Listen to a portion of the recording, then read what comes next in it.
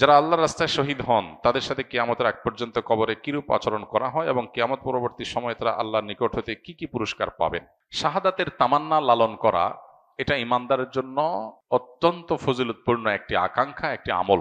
যদি কোনো মানুষের শাহাদাতের কোনো স্বপ্ন না থাকে তাহলে তার মৃত্যুটা অনেকটা মুনাফিকের মৃত্যুর মতো। কারণ একজন মানুষ মুখে বলবেন আমি জান্নাত বিশ্বাস করি, আখিরাত বিশ্বাস করি, আল্লাহর সামনে দাঁড়ানো বিশ্বাস করি, তাহলে সে জান্নাতে যাওয়ার জন্য মরিয়া থাকবে না, এটা তো হতে পারে না। শাহাদাত হলো জান্নাত লাভের সবচেয়ে শর্টকাট পথগুলোর একটা, সবচেয়ে সংক্ষিপ্ত পথগুলোর একটা হলো কি শাহাদাত। হ্যাঁ, মানুষের হক নষ্ট করে থাকলে সেটা কিন্তু শাহাদাতেও কুলাবে না, এটা খুব ডেঞ্জারাস।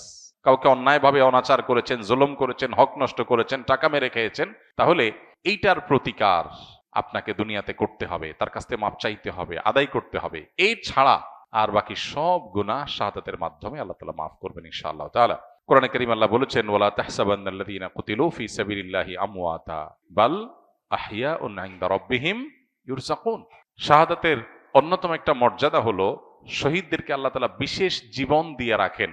মানুষ মারা যাওয়ার পরে কবরে আমাদের কাছে সে মরা লাশ হতে পারে, কিন্তু তার অনুভব করবার মতো শক্তি আল্লাহ দিয়ে তাকে কবরে জান্নাতি হলে জান্নাতের নেয়ামত, জাহান্নামী হলে জাহান্নামের শাস্তি তাকে উপভোগ করান।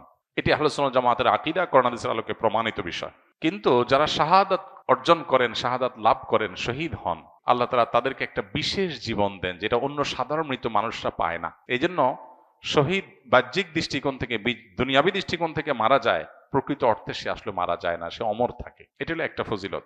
আর তারা আল্লাহর কাছ থেকে রিজিক প্রাপ্ত হয়, স্পেশাল রিজিক, যেটা অন্যরা পায় না। শহীদদের আরেকটা মর্যাদার বিষয় হলো কিয়ামতের ময়দানে শহীদরা যারা যে অবস্থা শহীদ হয়েছেন ওই অবস্থা তার শরীরে সে রক্ত নিয়ে, সে শাহাদাতের লেবাস নিয়ে সে অবস্থায় সে উঠবে, সবাই দেখলে বুঝবে এই লোক মহান শহীদ, মর্যাদাবান আল্লাহর কাছে, এবং অন্যদের কাছে তার মর্যাদা ফুটে উঠবে, প্রমাণিত হবে। আল্লাহ কোরআনে কারিমে বলেছেন ইন্নাল্লাহা আশতারা মিনাল মুমিনিনা আনফুসাহুম ওয়া আমওয়ালাহুম বিআন্না লাহুমুল জান্নাহ। কেউ যদি তার জীবন সম্পদ সব আল্লাহর রাহে কোরবান করে দেয় তাহলে তার বিনিময় হলো শুধু জান্নাত, তার বিনিময় শুধু কি জান্নাত। শহীদের আরেকটা বড় মর্যাদার বিষয় হলো আল্লাহ তাআলা কোরআনে কারিমে আল্লাহর নেয়ামত প্রাপ্ত মানুষের যে তালিকা উল্লেখ করেছেন সেই তালিকার সবচেয়ে শীর্ষে হলেন নবী রাসূলগণ, আল্লাহর নবীগণ, রাসূলগণ। এরপরে আল্লাহ উল্লেখ করেছেন সিদ্দিকগণ, যারা নবী রাসূলদের সহযোগী সহচরের ভূমিকা অবতীর্ণ হয়েছেন, যারা পরম সত্যবাদিতার পরিচয় দিয়েছেন, ভেতর বাহির এক, পিওর মুসলমান। সিদ্দিক ইমানদারদের সর্বোচ্চ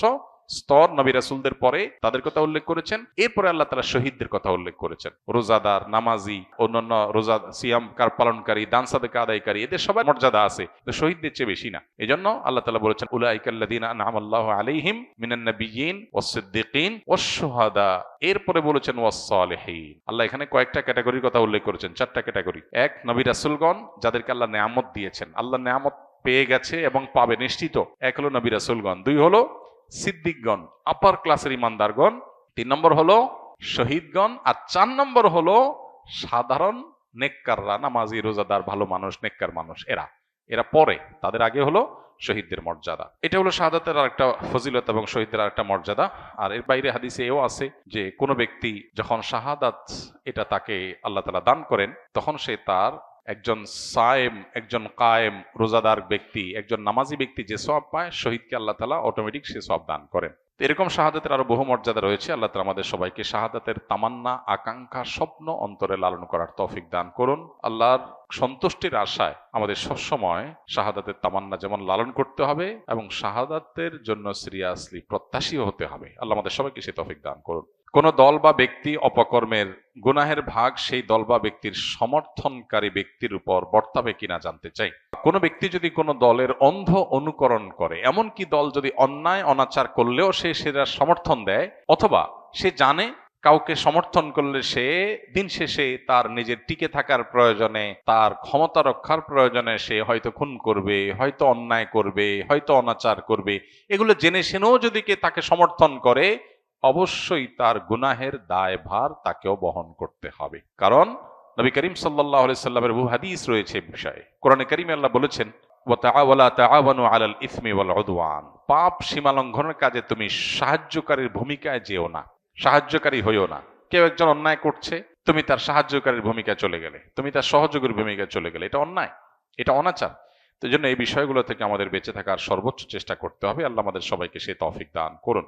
আমি হয়তো মনে করছি আমি একটা দলকে সাপোর্ট করলাম বা একজন ব্যক্তিকে, একজন নেতাকে সাপোর্ট করলাম, এতে কি আর হবে? অথচ এর মাধ্যমে যত খুন, যত অন্যায়, যত অনাচার, যত মানুষের অধিকার লঙ্ঘন হবে, যত মাস্তানি হবে, এমনকি ইসলাম বিরোধী কাজ যদি হয়, দেশ বিরোধী কাজ যদি হয়, তিনি যদি দুর্নীতি করেন, তিনি যদি চুরি ডাকাতি করেন, তিনি যদি অন্যায় করেন, চাঁদাবাজি করেন, যাই কিছু করেন অপকর্ম, এর দায়ভার আমার কাছে কম বেশি আসবে, আমাকে নিতে হবে, কারণ আমি তাকে সাহায্য করেছি এই কাজগুলো করার ক্ষেত্রে। অত্যন্ত দায়িত্বশীলতার ব্যাপার এটা। এজন্য দেশ, দেশের মানুষের স্বার্থ, মুসলিম উম্মাহ এবং মিল্লাতের স্বার্থ, এটা মাথায় রেখে প্রত্যেকটা পদক্ষেপ আমাদের নেয়ার চেষ্টা করতে হবে। আমাদের নেতৃবৃন্দকেও আমরা দোয়া করি আল্লাহ তাআলা তাদেরকে আমাদের দেশের কল্যাণে, মানুষের কল্যাণে, মুসলিম উম্মাহর কল্যাণে কাজ করার তৌফিক দান করুন। মানুষের চাহিদা, মানুষের চাওয়া, পালস বুঝে যেন তারা চলতে পারেন। তারা যেন ভিনদেশীদের চেহারার দিকে তাকায় না চলতে হয়। তারা যেন মানুষের চাওয়া অনুযায়ী বা মানুষের মনের যে আকাঙ্ক্ষা, ধর্মপ্রাণ মানুষের মনের আকাঙ্ক্ষাকে যেন তারা বাস্তবায়ন করতে পারেন। আল্লাহ তাদেরকে সেই তৌফিক দান করুন।